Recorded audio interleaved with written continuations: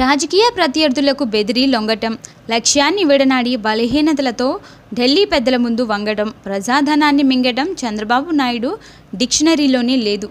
నాడు ఎస్వీయు విద్యార్థిగా విద్యార్థుల సమస్యపై పోరాడాను. విద్యార్థి దశలోనే ఎమ్మెల్యే అయ్యి నియోజకవర్గ ప్రజల సమస్యలపైన పోరాడాను. నేడు ముఖ్యమంత్రిగా రాష్ట్ర ప్రజల సమస్యల పరిష్కారం కోసం పోరాడుతున్నా.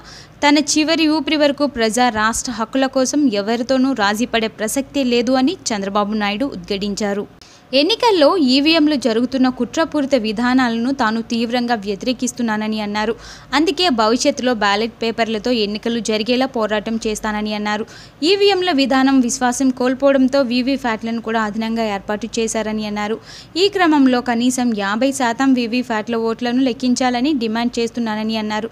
ఇందుకు సంబంధించి 23 రాజకీయ పార్టీలను కలుపుకుని సీఈసీని కలిసి డిమాండ్ చేశారు. తాను అడుగుతున్నది అతి చిన్న డిమాండ్ అని బాబు అన్నారు. ఈవీఎంలు వీవీప్యాట్లను లెక్కిస్తే అసలు నిజాలు ప్రజలు తెలుసుకుంటారని అన్నారు. మరి ఎందుకు ఈసీ దీనికి అంగీకరించడం లేదో చెప్పాలని అన్నారు. సామాజిక న్యాయం, హక్కులపై విద్యార్థి దశ నుంచి రాజీ లేని పోరాటం తన జీవితంలో ఒక నిత్య కృత్యంగా మారిందని అన్నారు. అందుకే రాష్ట్ర విభజన నేపథ్యంలో రాష్ట్ర హక్కులు, ప్రజా సంక్షేమాలపై రాజీ లేని పోరాటం చేస్తున్నానని అన్నారు. నాడు ఎన్నికల సమయంలో ప్రధాని అభ్యర్థిగా వచ్చిన నరేంద్ర మోదీ వెంకన్న పాదాల సాక్షిగా రాష్ట్రానికి ప్రత్యేక హోదా కల్పిస్తానని మాట ఇచ్చి మాట తప్పారని అన్నారు. అందుకే తాను కేంద్రంతో పోరాటం చేస్తున్నానని అన్నారు. ఇందులో భాగంగానే ధర్మ పోరాట దీక్షలు ఢిల్లీ వేదికగా చేపట్టనున్నారు. అంతేకాకుండా రాష్ట్ర హక్కులను కాలరాసిన మోదీ పైన శంఖారావం పూరించి దేశంలోని వివిధ పార్టీలతో కలిసి పోరాడుతున్నానని అన్నారు. ప్రధాని మోదీ ఇంటి ముఖం పట్టడం ఖాయమన్నారు. సిబిఐ, ఈడీ, ఆర్బీఐ, ఐటీ, ఈసీలతో తనకు ఎలాంటి వ్యక్తిగత విభేదాలు లేవన్నారు.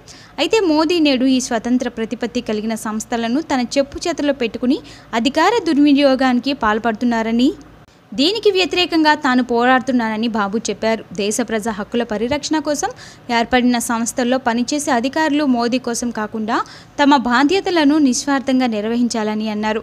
ఈ విషయాన్ని ప్రజలు కూడా గుర్తించాలని అన్నారు. రాష్ట్రంలో జరిగిన తొలి విడత ఎన్నికల్లో భయానక వాతావరణం సృష్టించి ఎక్కువ మంది ఓటర్లు పాల్గొనకుండా వైకాపా శ్రేణులు కుట్ర పన్నారని అన్నారు. ఎన్నికలను పూర్తిగా పర్యవేక్షిస్తున్న తాను ఈ విషయాన్ని గుర్తించి ఓటు హక్కును వినియోగించుకుని ప్రజాస్వామ్యాన్ని పరిరక్షించుకోవాలని ప్రజలకు పిలుపు ఇచ్చానని అన్నారు.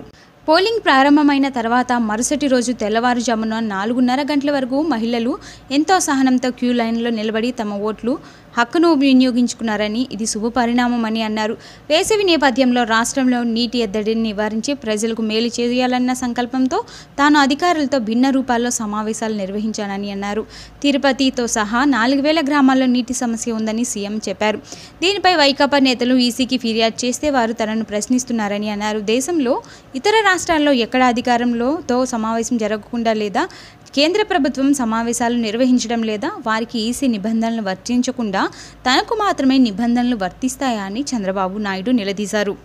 ఎన్నికల ఫలితాలు విడుదల కాకముందే వైకాపా అధ్యక్షుడు జగన్ ముఖ్యమంత్రి బోర్డును తయారు చేసుకున్నారని బాబు ఎద్దేవా చేశారు. ఎన్నికలు అయిపోగానే తాము గెలుస్తామని జబ్బలు చర్చుకున్న వారంతా ఇప్పుడు ఎక్కడికి వెళ్లారో అర్థం కావడం లేదే అన్నారు. తన పోరాటం ఎన్నికల కమిషన్పై కాదని ప్రజాస్వామ్య పరిరక్షణ కోసమేనని అన్నారు. అధికారులు కూడా ఇందుకు తనతో కలిసి రావాలని పిలుపునిచ్చారు.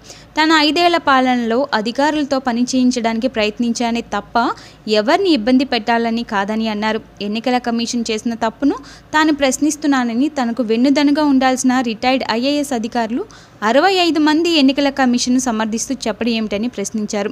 తెలుగుదేశంకు అనుకూలంగా అంతర్లీనంగా ప్రజలు అండగా నిలిచారని అన్నారు. రానున్న ఫలితాలే అందుకు నిదర్శనం కానున్నాయని అన్నారు. తన జన్మదినం రోజున ఎన్టీఆర్ బ్లడ్ బ్యాంక్ ప్రారంభించడం తనకు ఎంతో ఆనందంగా ఉందని అన్నారు. ఈ వార్తపై మీ అభిప్రాయం కామెంట్ రూపంలో తెలియచేయండి.